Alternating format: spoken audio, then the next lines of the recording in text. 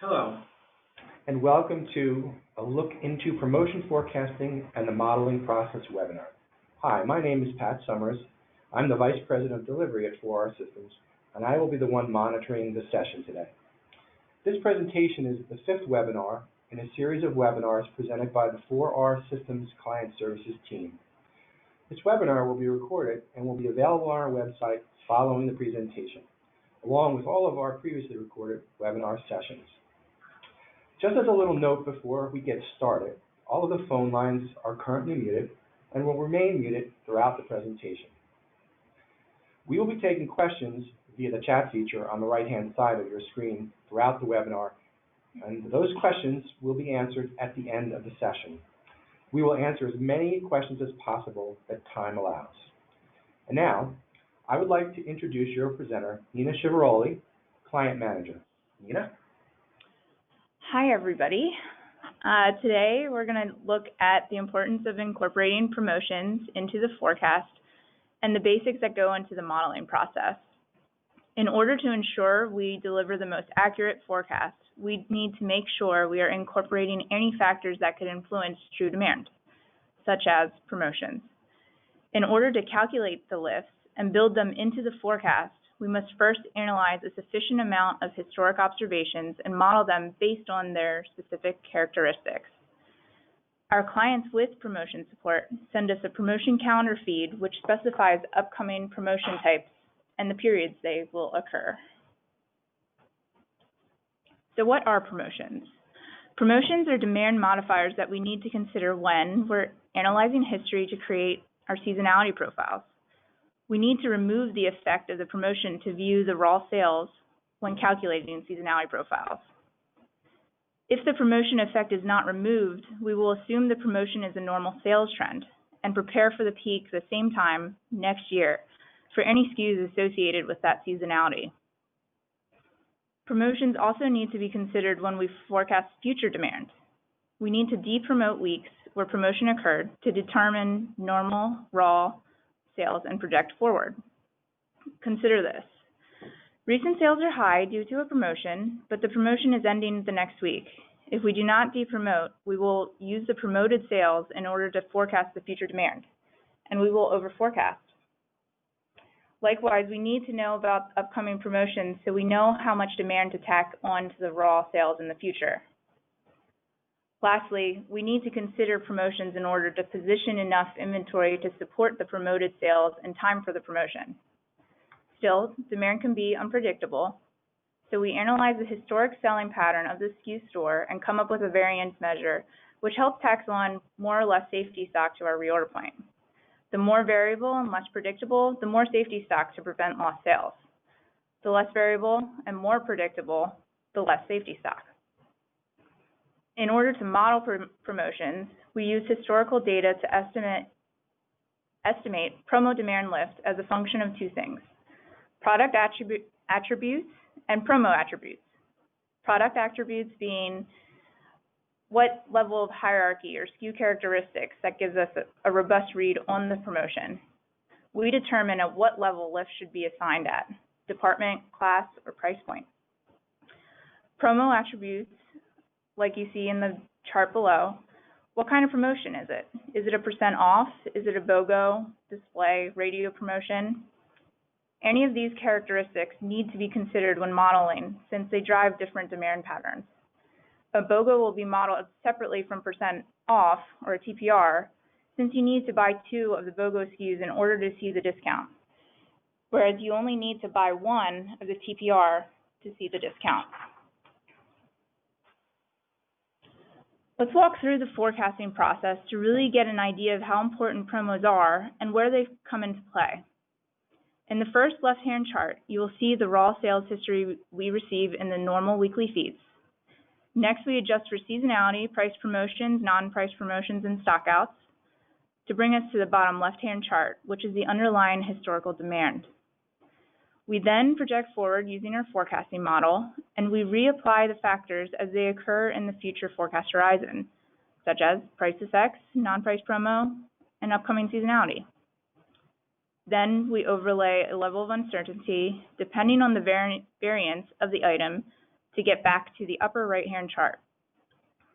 Now we're going to break it down further and just focus on promotions. Here we see the raw sales history without any changes, and we need to predict the future sales. Next, we need to identify the periods of past promotions, and then depromote to get the underlying normal demand, which is the red line you see here. With the underlying baseline sales, we can forecast future baseline sales, and then apply the appropriate lifts to the future promo weeks based on the promotion feed we receive from our client. Now that we know why promotion is important and where it is applied, let's review the different types of promotion support and how we go about modeling them. So there's two types of promotion support that we categorize them in: price promotions and non-price promotions. Price promotions, or TPRs, represent promotions where the price of an item is lowered to stimulate more demand. Non-price promotions represent some other type of promotion used to stimulate demand, such as BOGOs, in-store displays, radio promotions, or email campaigns. The price of the item does not have to drop for a non-price promo to have a lift. These two types are modeled differently. In order to model price promotions, we look at past instances in which the price of the item changed and use that to calculate price elasticity factors, or an item's sensitivity to demand at different price levels. We require a data feed from our clients specifying the SKU, price, or percent off, and date the promo occurs. The process we use to model price elasticities is basically the same for all of our clients. In order to support non-price promotions, we have to perform a custom analysis for each client and promo type. We also require a data feed of past promotions, but the fields in that data feed could differ based on the characteristics of the promo type. To add a level of complexity, there's chances these promotions can overlap. For example, an item could have a TPR and also be advertised on radio, in which case we would apply both a TPR lift and a non-price promo lift. The way these lifts are applied can be configured, and we would recommend how to handle overlaps during the modeling process. Now that we understand the two groups of promotions, let's look into the modeling process. Let's start with price promotions, or as we call them, TPRs, temporary price reductions. We already know that true demand can be inflated by temporary price reductions, and in order to create an accurate forecast, we need to understand the full price demand to interpret the effect of different levels of discount. To properly apply lift in the future and depromote the past, we need to determine the price elasticity factors, which is done during the TPR modeling process. The price elasticity factor can be defined as a measure of sensitivity to demand to price, and it is used to estimate the TPR lift. You can see here that the formula to get the actual lift for a given TPR is the exponential function raised to the PE factor of the given level of hierarchy multiplied by the percent discount of the item. This means that although a given set of SKUs may have the same PE factor, if their percent discount is different for the same promo period, the lift applied will be different. This makes sense. You wouldn't want the same lift to be applied to a SKU with a 10% lift as a SKU within the same group with a 50% lift. Using the table to your right, you'll see that Class 100 has a price elasticity of 2.63. SKUs within that class will receive a 120% lift if discounted by 30%, and only a 69% lift if they're discounted by 20%.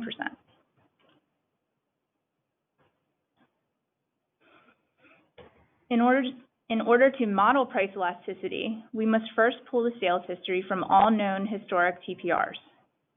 The history is in the format of our promotion calendar table, and for existing clients who have been sending us a file, we can review what we already have. But for clients new to promotion support, we will request the historical feed in that same format. And we always prefer 2 years of history, and if that can't be provided, as many observations as possible. We then filter out promotion records consisting of partial promo weeks, early SKU life, overlaps with other promo types, and end-of-life periods to rule out observations where multiple factors are impacting the demand. We then determine the demand lift for the given price reduction by comparing the baseline period cost of goods sold to the promo period cost of goods sold for historic promotions.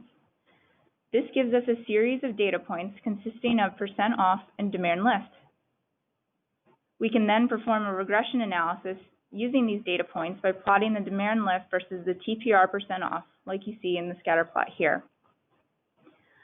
This is done at different levels of hierarchy, department, class, or subclass, or whatever levels of hierarchy the client has, to identify the most robust read. The chart you see does show some correlation, so we would redeem this as a robust read. The PE factors are then assigned at the level of hierarchy that shows enough observations with a clear correlation between the demand and TPR %. Class level is common, but sometimes a given class may not have a strong regression or enough observations, or maybe a new class is introduced.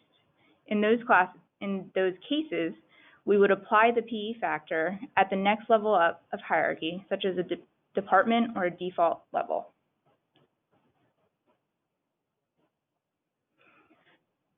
Recalibration is necessary at times, but should not be done frequently for PE factors, as they tend to be very stable for SKUs with the same attributes.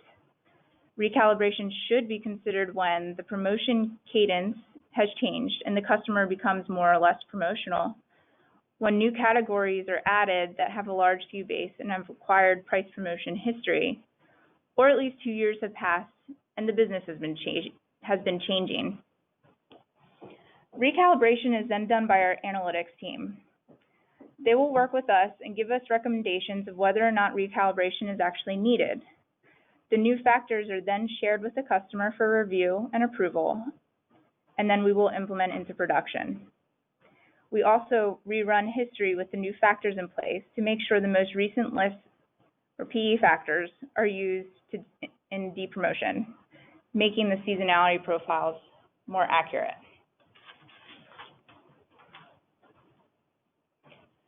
Now let's look at the modeling process for non-price promotions. So what are non-price promotions? Like price promotions, demand can also be affected by non-price promotions. These include circulars, catalogs, email campaigns, BOGOs, BOGO half off, radio, and any type of marketing. Non-price promotions represent promotions where another factor other than immediate price drop stimulates demand. For example, I have listed a commonly referred to promo as BOGO, buy one, get one free. Without buying that first item, you wouldn't get the second free. Another example that falls into this category is radio promotions. Different marketing tactics could also cause a change in demand by informing a large base of customers that some sort of event is going on at the store and increasing the traffic to that store. Non-price promos tend to have different characteristics, so each type should be understood and handled separately. A BOGO will have a different set of lists than a radio promo, since different demand patterns are associated with them. Similarly to TPRs, when we go to model non-price promotions, we need to receive the historical data that may require different formats depending on the promo type. And again, lists will be based on the product attributes and the promo attributes. What type of promotion is it? Is it a 30-second ad on the radio? Is it the front page of a flyer? Again, each type of non-price promo will need to be addressed separately, since they could generate different levels of demand. Modeling non-price promotions. Once we have enough history for the given non-price promotion, we can begin modeling. We look at the promo period cost of goods sold compared to the baseline cost of goods sold to determine a promo lift for the given promotion, like you see in the chart to the right. We use cost of goods sold instead of units in order to weight the lift such that it benefits the higher cost items more. If you think of an extreme example to illustrate this approach, let's say we are setting the lifts at department level and the given department sells single serving protein packets and 10-pound protein bags. If a given sale sells 10 times the single servings, but only 2 times the 10-pound bags, then the ending lift would likely err on the 10x side. This would cause the next promo to forecast closer to a 10x lift for the 10-pound jugs, causing a very costly, over-forecasted event. Once we have the baseline and promo cost of goods sold, we then evaluate the list to determine the lowest level of hierarchy deemed robust. We can do this by setting some minimum thresholds of cost of goods sold or observations.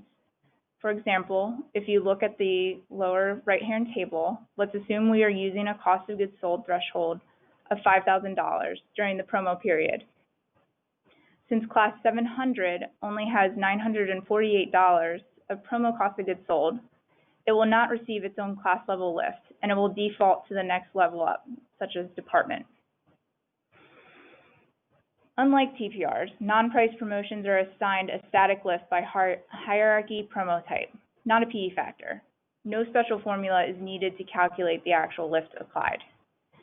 If a SKU is in a new level of hierarchy, it will receive the lift from the next level up, or the default. Also, unlike TPRs, there is no standard way to perform non-price promo modeling. It is highly customized based on the characteristics of the promo.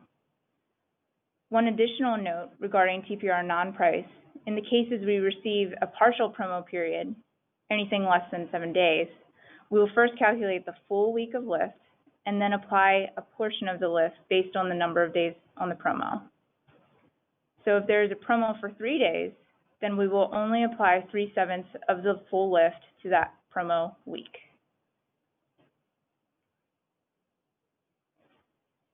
Recalibration for non-price promotions can occur more frequently than the PE factors, since non-price promos use a static lift and trend is more obvious. Recalibration should occur when the given non-price promo has been trending differently. We typically notice this and give recommendations after we perform analyses to measure the sales performance. We review the forecasted lift versus the actual lift and work with the client to determine whether the sale was a good reflection of the current business, or if changes were made that could have impacted the results that won't be repeated. If so, we won't recalibrate until a normal promo occurs and shows a different trend in demand.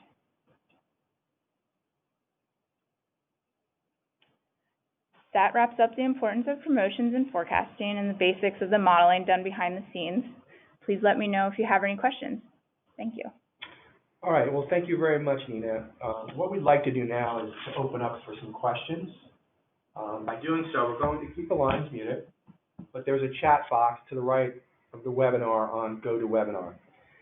If you have any questions, please just post those there, and I'll pose the questions to Nina.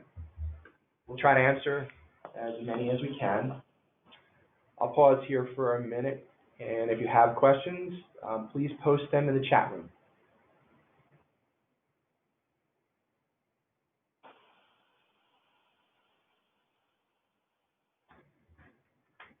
Okay, we have one question that's come through so far. Question is, how would you handle new promotions that never existed before?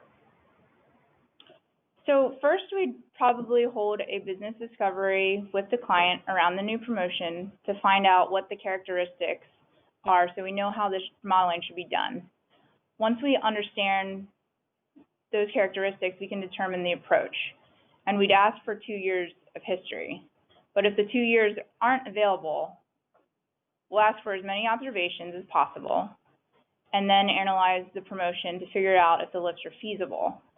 But if this is a completely new promotion and they need an answer now, we have an option where we can apply a pass-through lift, which is a lift provided by the customer, and this would be implemented into our system, and the reorder points would act appropriately and we would use this until the promotion has passed, and we can analyze the promotion activity, come up with our own list.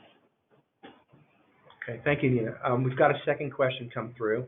The question is, can we see the forecast broken down with and without the promos?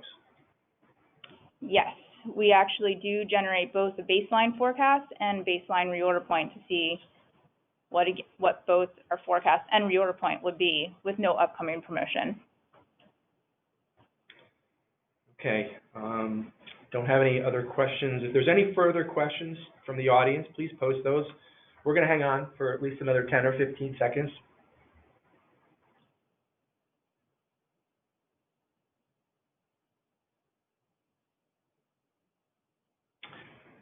Okay, we actually have one other question that's come through. Question is, what is included in a promotion analysis? So this really depends on what the client likes to see, and we can cater this to meet their needs. But typically, we compare the sales period to a baseline period, and we look at the cost of goods sold, sales dollars, inventory trends, lost sales, stock outs, margin percent, incremental margin, and of course the forecast versus actual, to give them a read on how the promotion went. And if it is an annual promotion, we'll do some year-over-year comparisons. Depending on the type and the cadence of the promotion, we also reevaluate the lift applied versus observed to see if the recalibration is needed. And we tend to do this at a high level at first, and then we drill down to a certain level of hierarchy, whether that's, department, class, or maybe even vendor. This helps us to find out if there's a high level of lost sales, maybe what is driving that high lost sales, or maybe just high sales. All right. I don't see any more questions at the moment. But if you have any further questions, please reach out to your client manager or anyone at 4R, and we'll get those answered for you. Thank you, Nina, and thank you all for attending this webinar. We'll have another one coming up in February, which is also through our client delivery team. Reminder that all these webinars are posted to our website at 4rsystems.com/webinars. You can see the full schedule as well as those we've done in the past. I'd like to say thank you all for joining and look forward to having you join us in the future in a future 4R Systems Educating Retailers to Be More Profitable session. Thank you.